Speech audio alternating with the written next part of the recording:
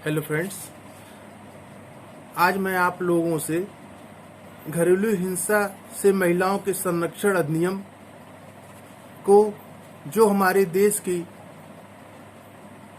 विधायिका ने पारित किया है उसके बारे में आप लोगों को कुछ बताना चाहता हूँ। हमारे देश में महिलाओं के प्रति बढ़ते हुए हिंसा को रोकने के लिए अपने देश की विधायिका ने इस कानून को पारित किया।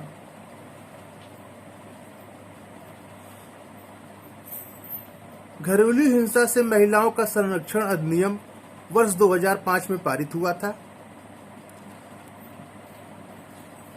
इस एक्ट में महिलाओं को घरेलू हिंसा से संरक्षण प्रदान किया गया है, जिसके अंतर्गत कोई पीड़ित महिला जिसको शारीरिक तथा मानसिक रूप से प्रताड़ित किया जाता है वह इस एक्ट के द्वारा धारा 12 के अंतर्गत अपना दावा संबंधित जिले के मजिस्ट्रेट के समक्ष प्रस्तुत करेगी,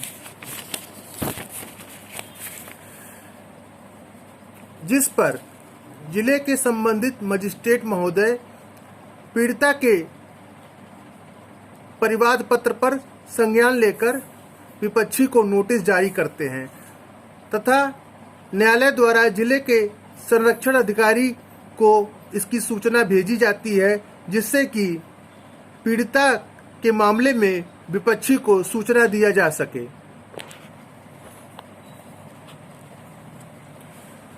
यदि मजिस्ट्रेट ऐसा समझता है कि मामले की परिस्थितियों ऐसी समादेश देती है और कार्रवाइयों को कोई पक्षकार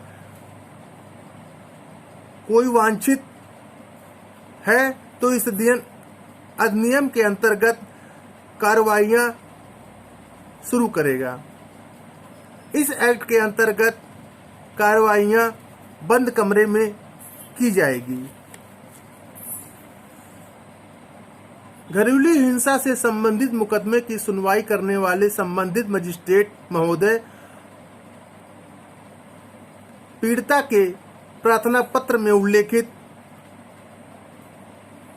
कथनों का अवलोकन करके उसको संरक्षण प्रदान करेंगे, जिसमें प्रमुख रूप से पीड़िता को रहने का स्थान, अधिवक्ता रखने की फीस, माननीय न्यायालय में आने जाने का किराया, मासिक भत्ता इत्यादि इसमें शामिल होता है।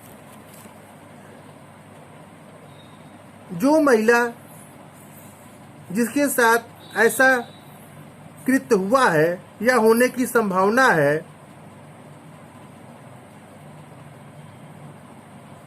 जिसका संज्ञान संबंधित मजिस्ट्रेट द्वारा लिया जाता है,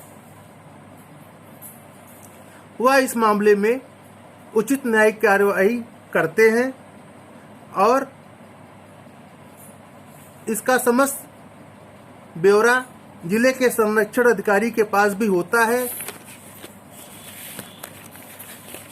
जिसमें पीड़िता के बारे में सारा ब्यौरा जुटाया जाता है।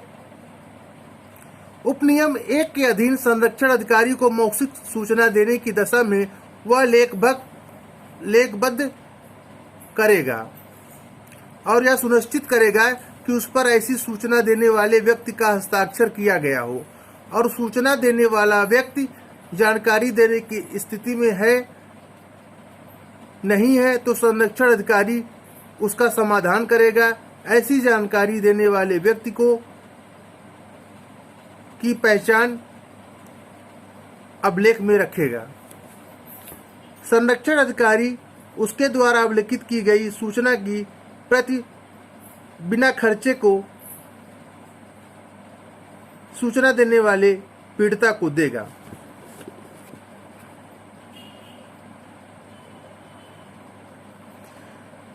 घरेलू हिंसा के मामले में संरक्षण अधिकारी घरेलू हिंसा की शिकायत मिलने पर प्रारूप 1 में घरेलू हिंसा की रिपोर्ट तैयार करेंगे और उसे जिले के संबंधित मजिस्ट्रेट को प्रेषित करेंगे।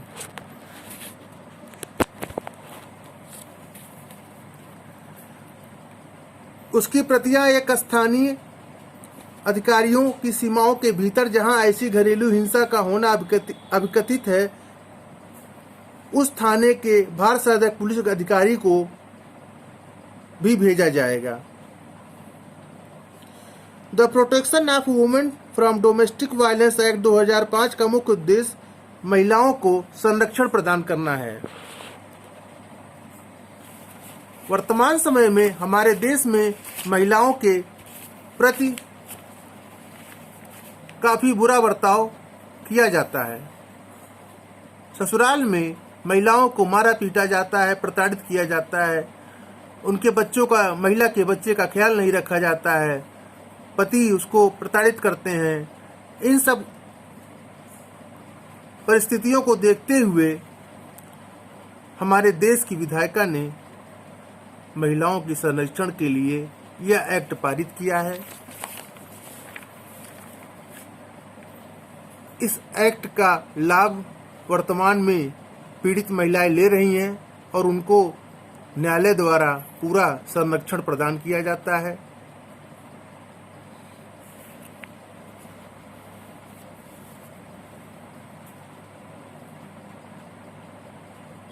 इस एक्ट के बारे में महिलाओं को बताया जाना आवश्यक है, इसका प्रचार प्रसार किया जाना आवश्यक है ताकि महिला अपने हितों की रक्षा कर सकें।